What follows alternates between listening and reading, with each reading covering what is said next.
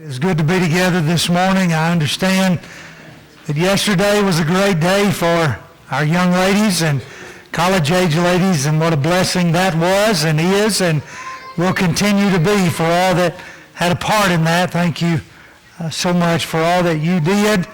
Certainly, training young people is a constant goal and a constant effort and a constant desire, and yesterday was one step specifically for the young ladies. Tonight will be another step in that direction for all of our young people, but specifically as it pertains to worship for our young men. And so I hope you'll be here tonight as our young men and other young men from the county will be leading us in worship tonight, and I hope you'll come and take part in that and encourage them as well. We're in Luke 20. You'll have to open your lap PowerPoint this morning. I'm a slacker. I didn't get that part of the week done, but nonetheless, we'll keep up together in our laps there in our Bibles in Luke 20. Jesus had went into Jerusalem in Luke 19, and what he found was something he didn't like. He found a city that was not adhering to what God had commanded. He found a city that had refused the Messiah. He had a city that rejected to embrace the offer upon which God had planned and made. He saw a bunch of Jews, and he thought to himself, God chose you. God didn't have to, but he did. He chose you, and look what you've done. Poor Jerusalem.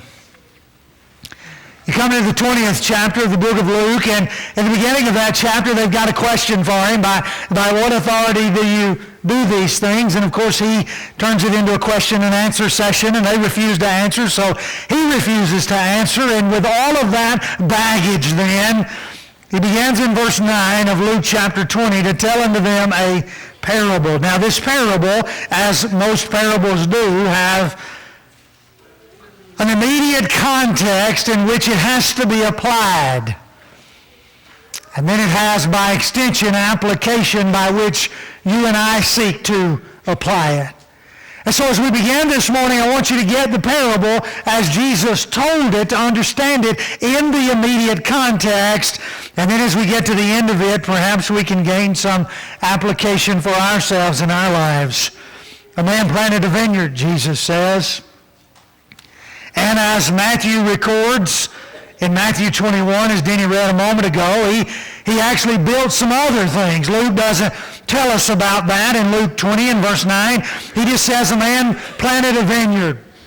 Matthew 21 and verse 33 says he dug a wine press. He built a hedge around it. I don't know if you caught all of that or not, but he not only built the vineyard, but he put something around it in order to guard it. And he also built the wine press there in order to squeeze the fruit by which would come from the vineyard. And then finally, Matthew 21 and verse 33, he built a tower. And so he wanted it to be well fortified and well secured and well guarded. And so all of these things were put into place. Luke just records the man planted a vineyard. It's the same story from Matthew 21, and because he goes on to say that he lent it out to tenants, and he went to another country for a long time. We began this parable by seeing that an owner built or planted a vineyard. But he didn't build that vineyard or plant that vineyard in order for it to be kept to himself. Rather, he intended to lend it out to sharecroppers. And according to verse 10 of Luke chapter 20, he was implying that a time would come when fruit would be produced by the vineyard, and when that time came. Some translations say, and at the season. In other words, the season for fruit. The owner of the vineyard sent servants back to the sharecroppers so that they might get some of the fruit for or from the vineyard. But you began to see what unfolds here. And Luke just says that they beat him and sent him away empty-handed. And Luke implies from Luke 20 that is as if the owner sends one at a time servant. And he does that on 3 different occasions as you unpackage Luke 20, where we're studying the parable from. Interestingly, Matthew 21 suggests that he sent 3 at one time. Because did you remember what it said there? As Denny read, that they stoned one, they beat one, and they killed one. That is, it apparently, the owner sent these 3 servants together, and they treated all 3 of them very harshly but very differently. Luke records it as 3 different times, it seems, that these servants were sent together. Verse 11, he sent the second, but they beat him as well and sent him away. And yet, verse 12, he sent a third, and this one they wounded. And Luke does not record that they killed any of the servants. But the point is that with each passing time, they treated harshly the servant and sent him back to the owner. Not just sent him back, but sent him back empty-handed with nothing. Here, just simply laying out the parable, we've got an owner who has used his land to plant a vineyard. He has loaned out the vineyard to sharecroppers, and the time comes for fruit, and he comes back to receive what would be a payment for using the property. It still happens today in agricultural principles. People lease land. Farmers lease land from other owners. People cut hay for other people that own the ground, and they do so on some type of agreement that part of this belongs to you. And so if I'm going to cut and bale your hay, then I get one out of every 3 or 4 bales, whatever it is. It's the same principle that we use today. If I'm going to lease your land, I either give you a percentage of the crop, or I pay you for doing so and just hope that I make enough to cover what I paid you. Well, very often it would be a certain percentage. And so what the owner would have is something would be rightfully his at the end of the day. When the time came for harvest season, whatever we were harvesting. And the problem is that the owner now is not getting any of the fruit from the vineyard. And not just once, but twice, and now the 3rd time. And so he devises this plan in verse 13. I'll send my beloved son. I don't think Jesus chose his words haphazardly at all there. I think he chose them very carefully, because when you hear the phrase, my beloved son, surely your mind goes to a more familiar passage in Scripture, right? I think it was done so on purpose. Perhaps, the owner says, they will respect him. I've been sending servants. I've sent 3 of them, it appears, maybe one at a time or maybe all together, but nonetheless, I've sent 3. And nothing has produced. So now I'm going to send my beloved son, one who would be an heir to the land, to the vineyard itself. And surely they will recognize, now here's an interesting thing you've got to wrestle with. How did they know he was his son? But somehow they had to recognize that this is not just a servant, but this is the owner's son, because they say to themselves, he's an heir. And so instead of beating him, instead of stoning him, instead of treating him harshly, let's kill him. I don't know whether they thought maybe the owner was already dead or not. If he wasn't, then it still was his, right? And he's not dead, according to the parable. And so the land, the vineyard, still belongs to the father. But yet in their minds, maybe they think he's already died, because here comes his son to claim his right to the portion, if you will. And so what we're going to do is we're going to kill him. If, in fact, the father was still alive, and he was, and they knew it, And there was another law that could come into their minds here according to the first century system, in that when an owner dies who has no heir, the ones who occupy it take possession of it. So in their minds they could be thinking, okay, this man's alive, but this is his heir, so we'll kill him. Then he doesn't have an heir. When he dies, we're here working the vineyard. It becomes ours. Win-win.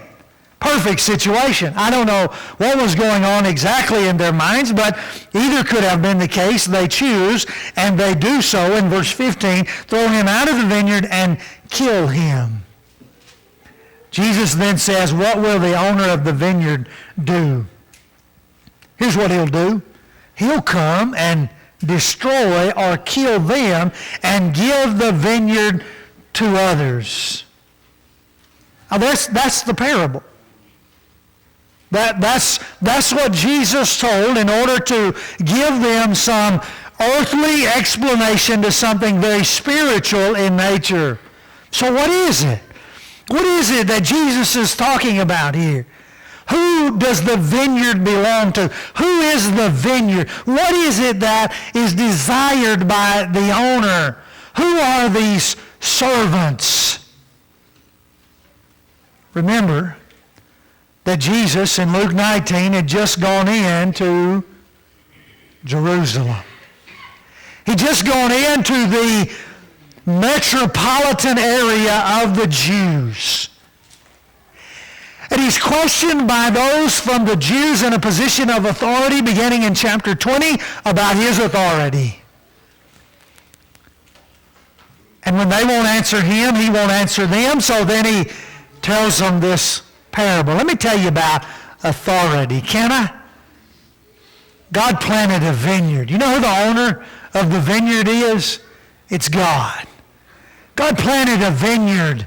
Matthew says that God well fortified his vineyard. God placed everything on the property that you need in order to process the fruit by which everything is there. You've got a post for the guy to sit to watch. I mean, it's all well fortified, well structured, well prepared for. Who's the vineyard?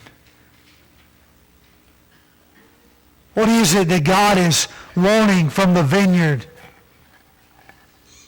In this context of first century in Jerusalem, Jesus says that Israel is the vineyard. Israel is the one by which the Jews are the one by which God planted for his people, for his desire, well fortified. What did God desire? He desired fruit. That's what he's always desired, right? He desired productivity from his people, and he made every provision necessary for them. Who are the servants? Well, do you remember guys like Isaiah? Didn't God send Isaiah once upon a time to the vineyard? How about Ezekiel? You ever heard of him? Didn't God send Ezekiel to the vineyard at once upon a time? How about Daniel? God ever used Daniel in the vineyard of his people? And here's the beauty of that.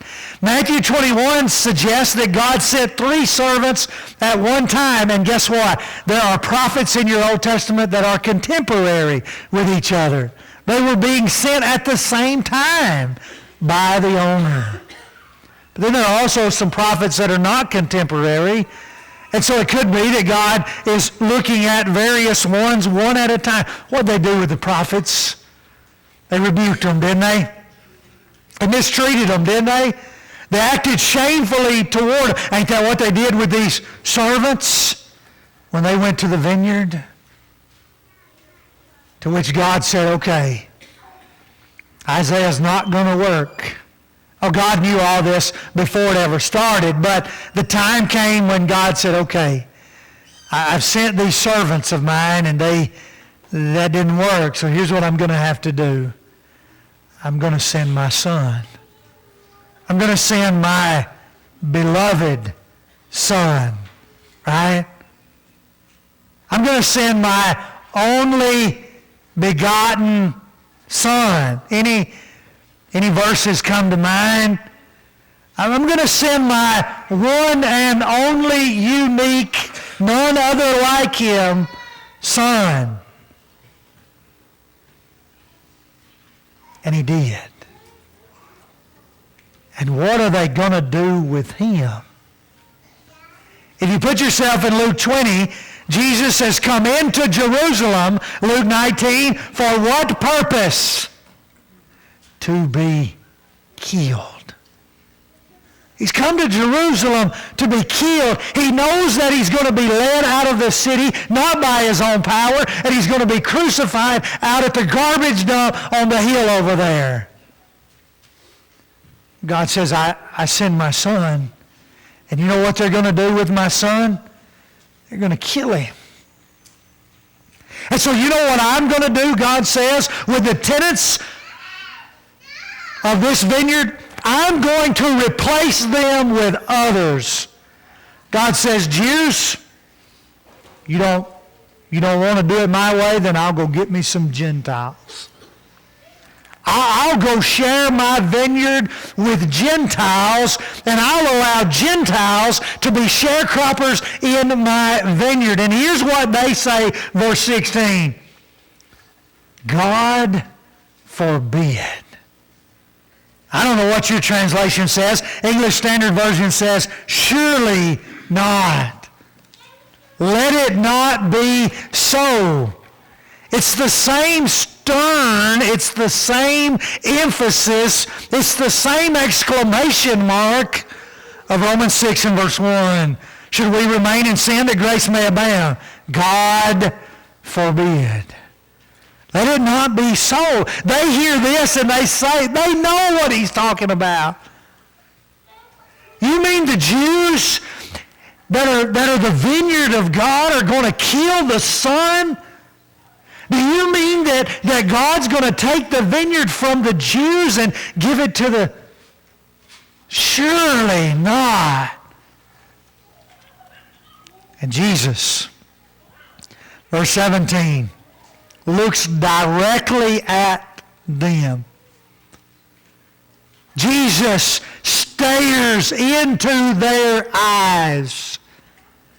Jesus focuses and concentrates for attention's sake. Eye to eye, heart to heart. Let me tell you something. You got the parable? There's the parable. Don't miss the first century application and context to the parable. That's what it means. But now notice what he says here when you and I are trying to look for application. Of course, from Psalm 118 and verse 22. And he says, it is written, the stone that the builders rejected has become the cornerstone. Everyone who falls on that stone will be broken to pieces, and when it falls on anyone, it will crush him. The application to the parable to a 21st century audience is the stone. There's the vineyard. God planted the vineyard. If we were going to extend the application today, we would say that that's no longer Israel, that is the church. The desire of God is still the same. What does God desire? He desires fruit. Read John 15 and verse 8. God desires fruit from the branches. And any branch that does not bear fruit, what does God do? He cuts it off and throws it into the fire. God desires fruit from his vineyard. He wants his vineyard to do well and to be productive as you have opportunity to do good unto all, Galatians 6 and verse 10. God wants his vineyard for us today, by application, the church, to bear fruit and to do good. What about this stone? Why would Jesus bring a stone into this? You got their reaction, right? Surely not. Jesus, you got to be kidding us. He says, no, I'm not kidding you. You remember what the psalmist said? The stone that the builders rejected. I went to a lumber yard Friday with my daughter, and I felt sorry for her finally at one point. We were off stacking 4x8 sheets of plywood, and after about 20 of those, I just finally took one, okay? Because she was struggling, all right? The point is, we rejected a bunch. We turned a bunch. We said there was a bunch that were no good. We don't want that one. Put it aside. We're gonna find one that we like. We're going to find one that fits our desire. We're going to find one that makes us happy.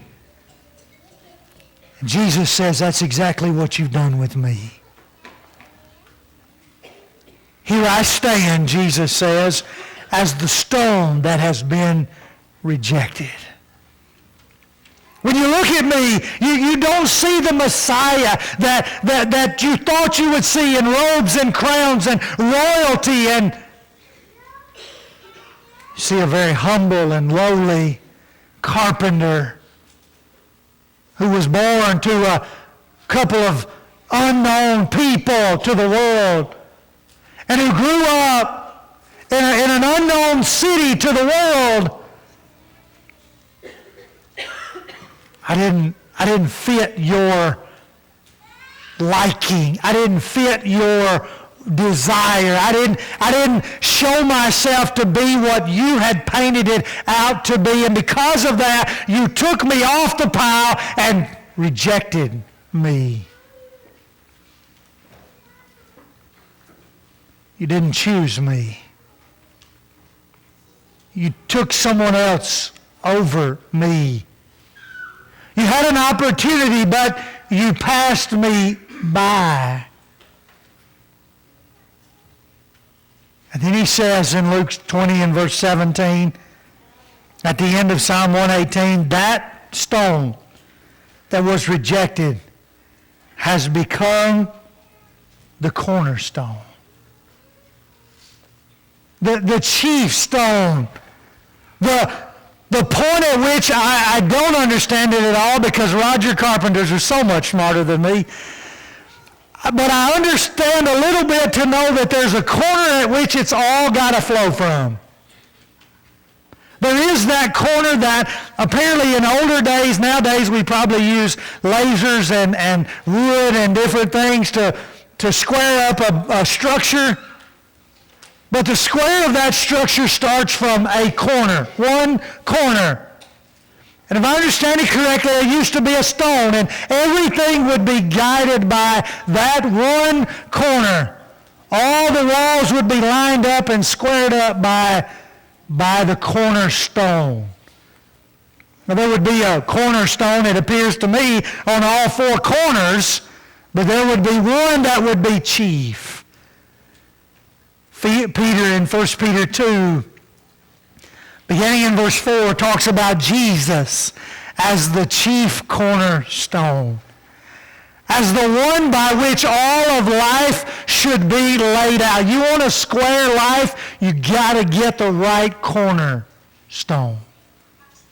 You want all the walls to fall in place and everything to be straight and square, you got to start with a true cornerstone.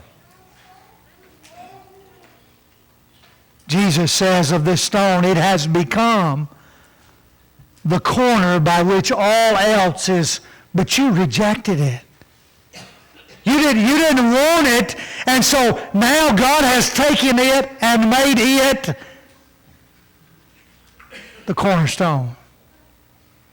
Any other stone in life you try to find to guide your life, any other standard by which you try to measure up with, it will always come off. It will always come out. It will always be unsquare, crooked. Jesus says, you got to get the right cornerstone in life. Jesus, why are you talking about stones? I'm always talking about vineyards and servants and the Son. And he says, we are. And I want you to see what they've done with the Son. They rejected him. But God made him the cornerstone. Everyone, verse 18, everyone who falls on the stone. I haven't fallen over a stone lately. I'm very thankful for that. What I have done is jacked up a car and ran over the bar. It hurts. Don't try it. It hurts very badly. I have stumbled a lot in my life. Literally stumbled. Most recently, that was my stumble. It's very painful, isn't it? He who falls over the stone. He who stumbles over the stone. 1 Peter 2 and verse 8, Peter speaks of Jesus being a stumbling stone, a stone of offense or a rock of offense. Why? Because people won't accept him. Paul tells the Corinthians that the preaching of righteousness is foolishness to those who won't hear. They're just stumbling all over themselves. They don't even recognize what they had that they rejected, that God has put in a place of preeminence, Ephesians 1, and made him head over all things, and his body, the church, being under him to fulfill all fullness. He is the preeminence, the cornerstone, and yet there are people they don't even see him. They're stumbling all over him, tripping, falling. They're messing up life miserably, laying flat on their faces in agony and despair, stumbling over the stone. Everyone who falls on the stone will be broken. But then also notice number 4, when the stone falls on someone, it will crush. Not just tripping over the stone, but then there's an element by which the stone can be picked up and dropped in order to crush something else.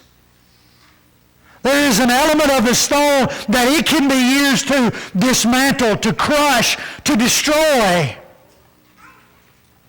Not only is it a stumbling stone of offense, but it's also a stone that can be used for retribution or to execute judgment or punishment. And so it can be dropped. And when it is dropped, then things crumble in under it.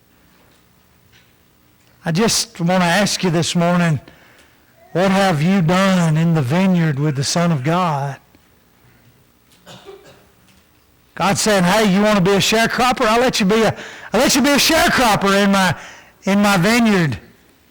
I'm sending my son. What are you going to do with my son? How are you going to treat my son, my beloved son? I describe him like a stone. And here's your options. You could reject him. Some have. Many will. You could stumble all over him, yet to never find him.